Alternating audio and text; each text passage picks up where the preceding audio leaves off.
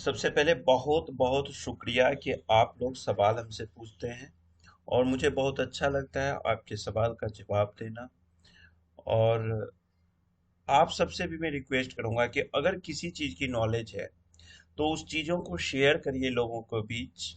उससे अगर आपके नॉलेज से ना एक भी इंसान कहीं कुछ पा लेता है अपनी कैरियर में, अपनी लाइफ में, तो आप नहीं समझ सकते हो कितना बड़ा आपको थैंक्स कहेगा, कितना आपको रिस्पेक्ट करेगा।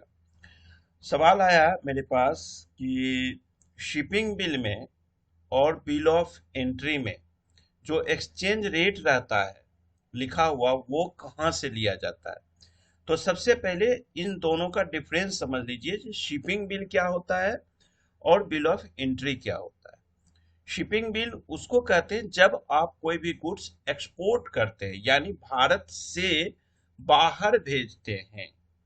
जब भी कोई गुड्स आउटसाइड इंडिया आप सेल करते हैं, तब जो कॉमर्शियल इनवॉइस वगैरह आप भेजते हैं, पैकिंग लिस्ट वगैरह भेजते हैं, तो उसके साथ कस्टम डिपार्टमेंट में जा करके शिपिंग बिल बनता है, तो उसको शिपिंग बिल कहा जाता है।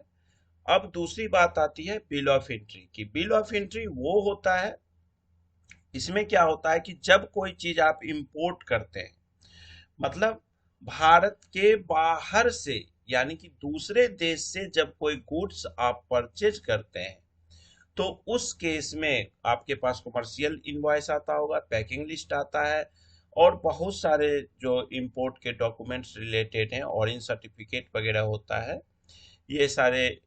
उसके बाद आपको bill of lading, airway bill. देखिए, बिल ऑफ लेडिंग और एयरवे बिल समझ लीजिए। यहाँ पे मैं एक बार और नया क्वेश्चन आपको बता देता हूँ। जब आप बाय सी कोई गुड्स परचेज करते हैं तो बिल ऑफ लेडिंग दिया जाता है, और जब कोई गुड्स आप बाय एयर मंगवाते हैं तो एयरवे बिल दिया जाता है। तो इसी के साथ जब आप इंडियन कस्टम में आइएगा, तो आपका सीएचए क्लियरेंस करवाने के लिए बिल ऑफ एंट्री फाइल करता है। फिर कस्टम डिपार्टमेंट उसको क्लियर करके आपको देता है, तो वहां पे भी एक्सचेंज रेट लिया जाता है। अब सवाल बहुत अच्छा था कि वहां पे सब जो एक्सचेंज रेट है वो हम कहाँ से लें। देखिए, एक्सचेंज रेट आपको दो जगह मिलेगा जो ऑथेंटिकेटेड है। एक, आप स्क्रीन पे देख रही हैं, रिजर्व बैंक ऑफ इंडिया, भारतीय रिजर्व बैंक, यानी कि भारत का वो सेंट्रल बैंक एक तरह से कहलाता है, रिजर्व बैंक ऑफ इंडिया। और दूसरा जगह होता है सीबीआईसी, जो आप स्क्रीन पे देख रहे हैं, cbic.gov.in। एक यहाँ से आप ले सकते हैं और एक रिजर्व बैंक ऑफ इंडिया से ले सकते हैं। लेकिन मैं यहाँ पे अब आपको एक एडवाइस दूंगा, और आप लोग भी समझ चुके होंगे, आप लोग अच्छे पढ़े लिखे लोग हैं, हमसे अच्छे जानकार हैं। समझिएगा चीजों को। जहां पे कोई चीज, देखिए दो चीज होता है। एक क्या होता है कि एक कोई सामान आपके घर में रखा हुआ है, पहले से आपको पता है कि सपोज करिए कि आपको रसगुल्ले खाने की इच्छा है, तो रसगुल्ले घर में रखा हुआ है, जो आपके फादर लेके आए, ग्रैंड फादर लेके आए, उसे आप खा सकते हैं। दूसरा, अगर आपने खुद भी अपने से रसगुल्ला खरीद के लाए, तो ऑटोमेटिकली है, ये ह्यूमन टेंडेंसी, साइकोलॉजिकल इफेक्ट होता है कि लोग जो खुद लेके आए वही पहले खा लेगा, मेरे पास है ही। तो सीबीआईसी, जो सीबीआईसी है, ये जो ये ऑलरेडी एक कस्टम का डिपार्टमेंट है ना, central board of indirect taxes and customs. तो जब कस्टम का अपना ही सब कुछ है, तो आरबीआई से क्यों लेगा? ये अपना एक्सचेंज रेट लेता है, आरबीआई से नहीं लेता है। तो पहली बात जान लीजिए, बिल ऑफ एंट्री पे या शिपिंग बिल पे जो एक्सचेंज रेट रहता है वो कस्टम डिपार्टमेंट का रहता है। अब कैसे देखा जाएगा, कहाँ से लेता है, वो भी मैं आपको बताता हूँ। सबसे पहले मैं रिजर्व बैंक पे चलता हूँ। रिजर्व बैंक में आप जाइएगा, देखिए rbi.org.in। अच्छा, दूसरी बात ना, आप लोग बैंक वालों से पूछते नहीं कि कहाँ से बैंक वालों को क्या पता बेचारे को यार, वो आरबीआई को समझ लें यही काफी है। सरकारी बैंक वाले को थोड़ा पूछोगे तो वो बता देंगे, क्योंकि वो लोग सिर्फ एमबीए पढ़ के नहीं आते हैं, मास्टर ऑफ बैड एक्टिविटी की सर्टिफिकेट लेके नहीं आते। माइंड मत करना, एक मजाक कर रहा हूँ। जो गवर्नमेंट बैंक के ऑफिसर्स होते हैं या क्लर्क होता है वो ना कम से कम एसएससी पास करके आता है। और जो एसएससी का एग्जाम होता है या बैंक पीओ का एग्जाम, उससे पहले उसको बैंकिंग का एक एग्जाम पास करना होता है। तो ये लोग जब आते हैं ना, तो ये लोग सिर्फ और सिर्फ policies, accounting policy, financial analysis करके नहीं आते हैं। ये इतिहास, मैथ, मतलब history, psychology, biology, mathematics, geography, civics, सारे चीज पढ़ के आते हैं। तो इनको प्राइवेट बैंक वालों से थोड़ा सा ज्यादा जानकारी होती है। इसका रीजन क्या होता है कि वो सब चीज ज्यादा पढ़ना पड़ता है उनको, प्रिपरेशन के लिए, एग्जाम प्रिपरेशन के लिए, एग्जाम को क्रैक करने के लिए। तो आप लोगों को भी ये ध्यान रखना चाहिए। तो बैंक वाले मोस्टली आरबीआई को फॉलो करते हैं। हाँ, प्राइवेट बैंक में भी जो बच्चे अभी आप देखोगे ना, जो एक्टिव माइंड है, जो लगे हुए हैं कि नहीं मुझे लाइफ में कुछ और आगे बढ़ना है, मतलब नौकरी हो भी गई तो नॉलेज मुझे रखना है, सबके सामने मुझे हीरो बनना है, मुझे सबको, सबका आइडियल खुद को बनाना है, तो वो लोग नॉलेज लेते हैं। मैं बहुत लोगों को देखता हूँ। जैसे मैं आपको बताऊं, मैं एक आईएएस के ऑफिस, मेरा एक मित्र है आईएएस, उसके ऑफिस में गया तो एक एसएससी क्लर्क था लड़का। और वो मेरे फ्रेंड को कई चीज़ों पे एडवाइस देता था, बिकॉज क्योंकि he was also candidate of UPSC, but by the luck वो नहीं हो पाया और एसएससी होकर के छोटे पोस्ट पे आ गया, क्लर्क बन गया, एलडीसी का क्लर्क बन गया था वो, मतलब यूडीसी भी नहीं बना, एलडीसी बना। तो बट उसको नॉलेज थी, तो अब उतने एलडीसी यूडीसी के बीच में जो मेरा फ्रेंड आईएएस है, वो उसको बुलाता था, तो उसकी एक रिस्पेक्ट होती थी। तो वो क्या करता था, एक्टिव चीजों को पढ़ता था।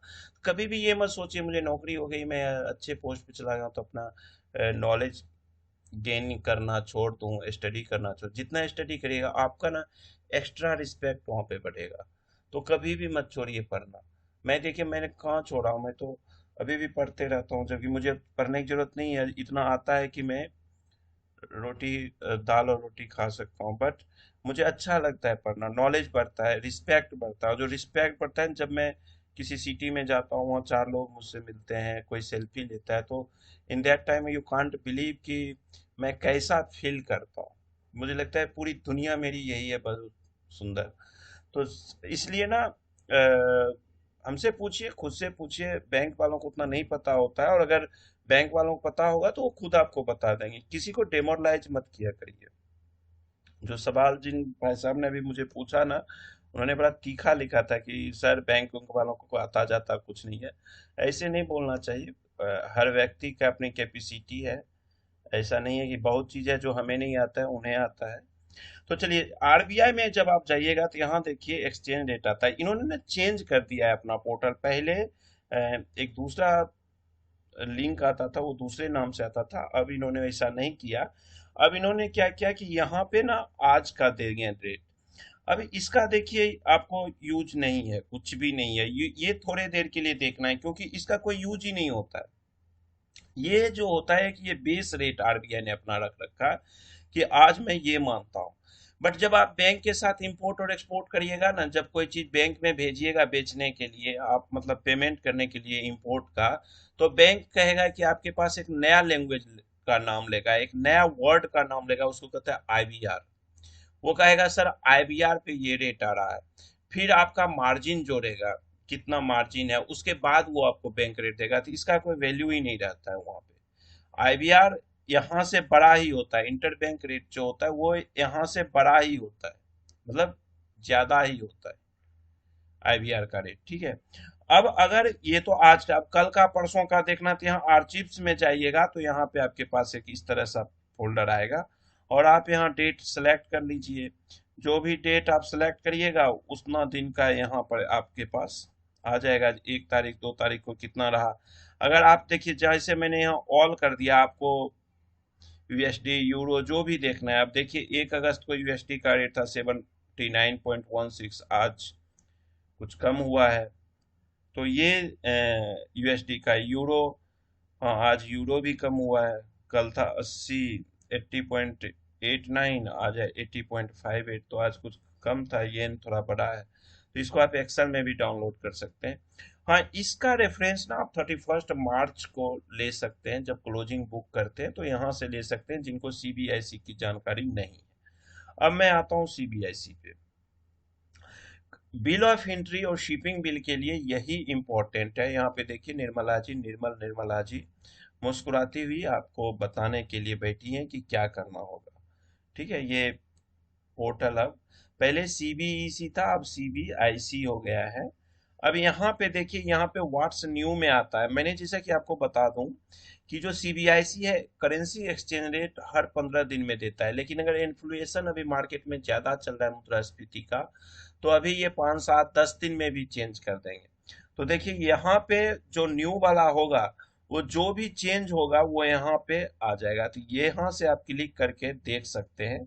अदरवाइज आप यहाँ नीचे जब आएंगे तो लेटेस्ट एक्सचेंज रेट नोटिफिकेशन देखिए यहाँ पे आ जाता है। और यहाँ से आप जो भी डेट का चाहिए, जैसे अभी लास्ट 21 जुलाई को आया है, उससे पहले 7 जुलाई को था, उससे पहले 29 जुलाई को था, तो यहाँ से आप इसको देख सकते हैं। इससे क्या होगा कि आप अपना जो रेट है उसको मैच कर सकते हैं। अब सपोज करिए मैंने यहाँ पे इसको क्लिक करेंगे तो हमारे पास ये नोटिफिकेशन जो रेट का, एक्सचेंज रेट का जो लास्ट नोटिफिकेशन है, वो 64/2022 ओपन होके आ जाएगा, और ये 21 जुलाई को आया है। अभी यहाँ पे ना आप देखिए, ये शेड्यूल दिया हुआ है कि अगर इंपोर्ट का होगा, इंपोर्ट मतलब बिल ऑफ एंट्री, और अगर एक्सपोर्ट होगा यानी कि शिपिंग बिल, तो ऑस्ट्रेलिया डॉलर एडी का क्या रेट होगा। इंपोर्ट में 56 रुपया 45 पैसा, और एक्सपोर्ट में 54 रुपया 10 पैसा। एक्सपोर्ट हमेशा कम रहेगा, ये ध्यान रखिएगा, और इंपोर्ट में वो ज्यादा लेंगे आपको। उसी तरह यूरो देखिए 83.25, आप अगर पेमेंट करने जाओगे, आपका जो बिल ऑफ एंट्री देखना। अब 21 जुलाई, ये नोटिफिकेशन कब आया है, 21 जुलाई को। 21 जुलाई से लेके अगला नोटिफिकेशन जब तक अगस्त में अब नहीं आएगा, यानी 21 जुलाई, 22 जुलाई, 23 जुलाई, 24 जुलाई, आज 1 अगस्त, 2 अगस्त का बिल ऑफ एंट्री आप देखना। अगर यूरो का होगा और बिल ऑफ एंट्री है, तो उस पे एक्सचेंज रेट 83.25 होगा, और अगर एक्सपोर्ट का शिपिंग बिल होगा तो वहां पे 80.25 होगा।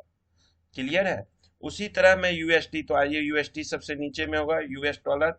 यहाँ देखिएगा 21 जुलाई से आज तक, या अगला जब तक नोटिफिकेशन नहीं आएगा तब तक, बिल ऑफ एंट्री में यानी इंपोर्ट के केस में यूएस डॉलर का रेट 80.95 रहेगा एक्सचेंज रेट, और एक्सपोर्ट का शिपिंग बिल में 79.20 रेट रहेगा। तो मैं उम्मीद करता हूँ आप समझ गए होंगे, और इसका लिंक देने की जरूरत है, मुझे नहीं जरूरत है ना, सीबीआईसी और आरबीआई। आरबीआई को भूल जाओ, आरबीआई को कुछ कंसीडर मत करना, मैं एक एक्स्ट्रा चीज आपको सिर्फ बता दिया। आपको फॉलो किसको करना है, सीबीआईसी को करना है, बाकी किसी को नहीं करना है। आपका बिल ऑफ एंट्री और एक्सचेंज शिपिंग बिल पे यही आता है, यहीं से रेट आता है। ठीक है, देखिए यहाँ पे जीएसटी का भी दे रखा है कि 1 अक्टूबर 2022 से 10 करोड़ से जिनका टर्नओवर एक्सीड है, उनको ई इनवॉइस जनरेट करना पड़ेगा। तो चलिए, आई होप कि आप समझ गए होंगे। इस वीडियो को मैं खत्म करता हूँ। Thank you, bye bye.